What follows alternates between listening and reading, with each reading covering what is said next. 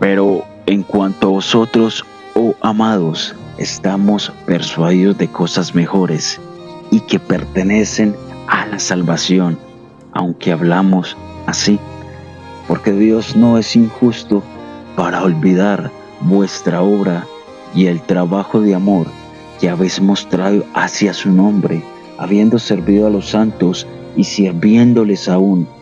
Pero deseamos que cada uno de vosotros muestre la misma solicitud hasta el fin, para la plena certeza de la esperanza, a fin de que no os hagáis perezosos, sino imitadores de aquellos que por la fe y la paciencia heredan las promesas de Dios.